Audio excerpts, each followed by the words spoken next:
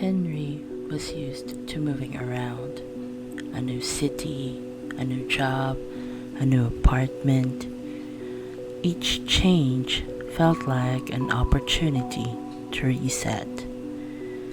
This time, he found himself in a modest building on the outskirts of the city, settling into a small but comfortable second floor apartment.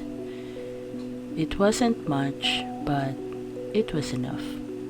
The one bedroom had a window that offered a view of the neighboring building, only a few feet away, so close that he could almost reach out and touch the adjacent window. The first time he noticed the window, it seemed nothing more than architectural quirk, something peculiar about the layout of these old buildings.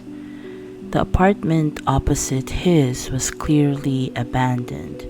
Dust and grime coated the glass, and the interior was shrouded in darkness, with tattered curtains hanging limply over the window.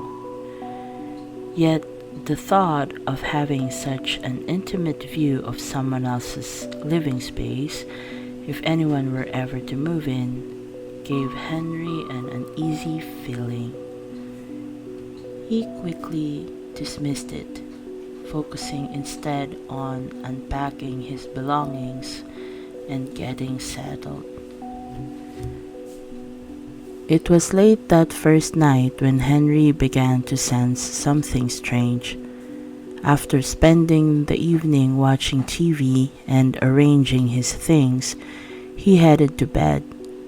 As he passed by his bedroom window, something in the corner of his eye made him stop. He turned and looked directly at the window opposite his. In the dim light, he could barely make out anything through the filth on the glass. But something was off. For a moment, he thought he saw a flicker of movement inside the dark apartment. He stared intently, but the darkness gave nothing away. It was just an empty room. He reassured himself, and soon he shrugged it off and went to sleep. The next morning, Henry went about his day as usual, heading to work and trying to immerse himself in his new role. By the time he got home, the strange feeling from the night before was a distant memory. He cooked dinner, watched some TV, and once again prepared to go to bed. But when he passed by the window this time, he stopped dead in his tracks. There, in the window opposite, was a figure, a pale, ghostly silhouette of a woman. Her hair was long and dark, obscuring much of her face, but her presence was undeniable. Henry's heart raced as he stared at the figure. She seemed to be staring right back at him, and then slowly she lifted her hand and tapped on the glass. 3 slow, deliberate taps. Henry jumped back, his breath catching in his throat.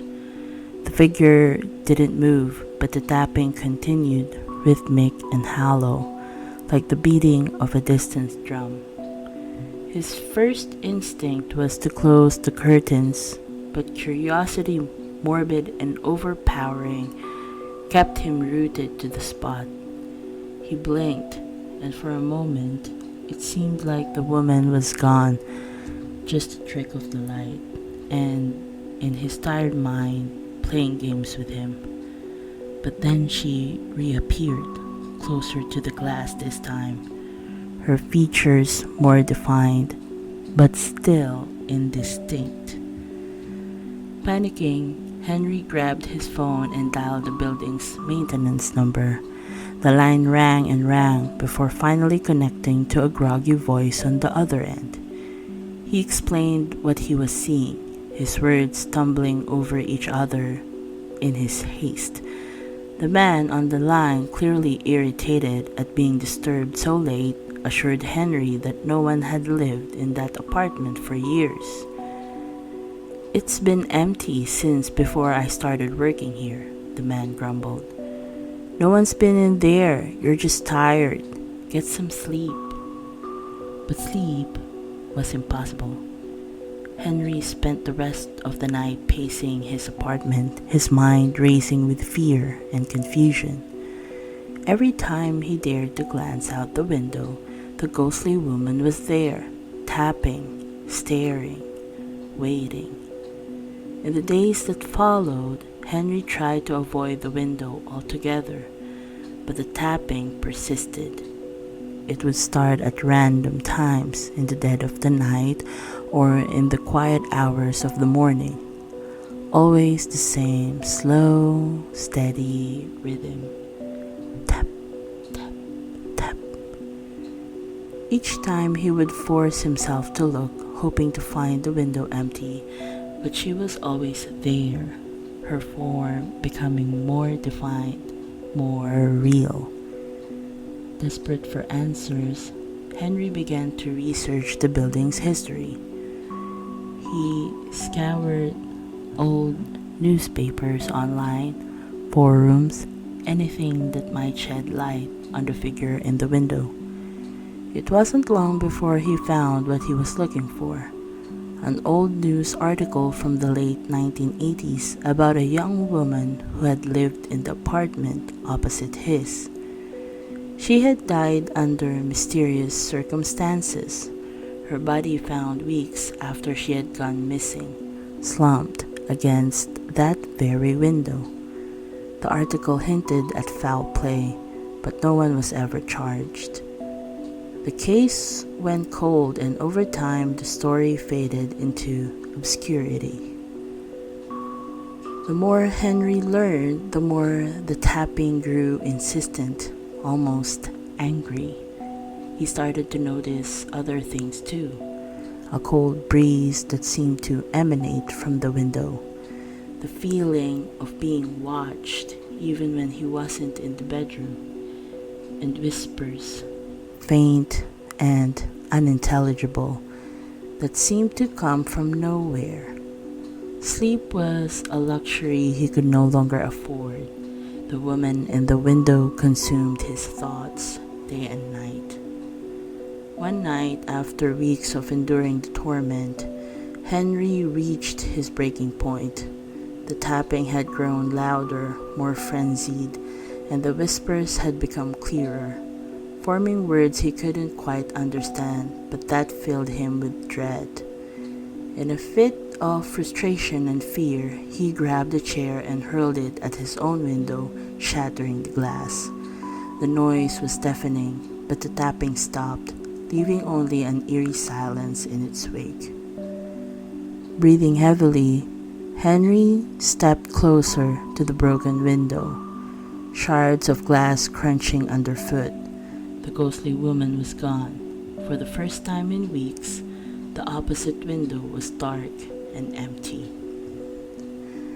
Relief washed over him like a wave.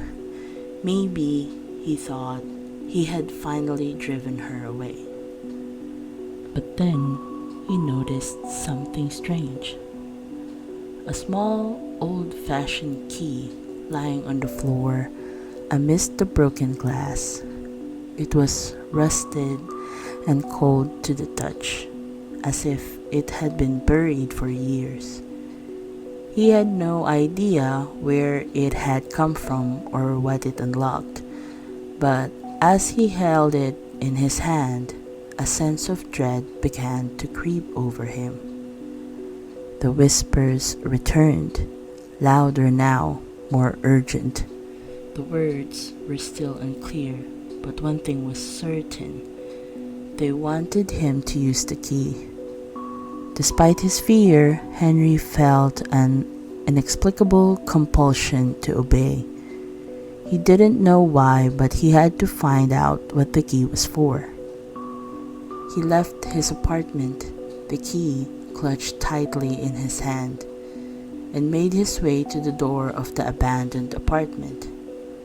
The hallway was dimly lit, and as he approached the door, he felt a cold draft that seemed to seep through the cracks in the walls. His hands trembled as he inserted the key into the lock, and with a creak, the door swung open. The apartment was dark and musty, a place forgotten by time.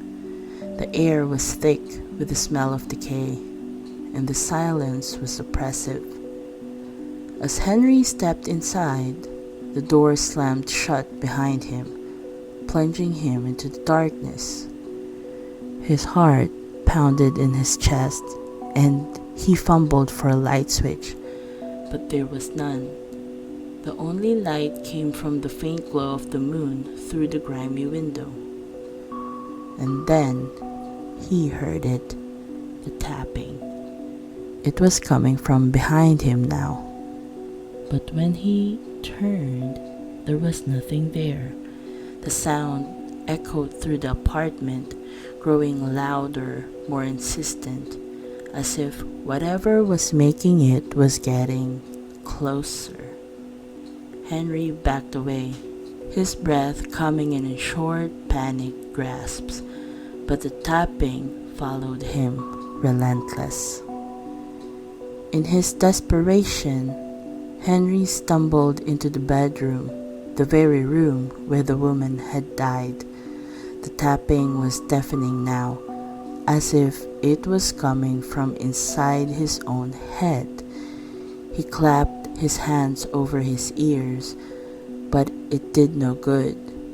The noise was all-consuming, driving him to the brink of madness. Suddenly, the room was plunged into total darkness, and the tapping stopped. Henry stood frozen in place, afraid to move, to breathe. The silence was suffocating, and he felt as though he was being watched, though he couldn't see by whom. And then a voice, a whisper, cold and filled with malice, spoke his name. He spun around, but there was nothing, only the darkness and the cold. The voice came again, closer this time, more insistent.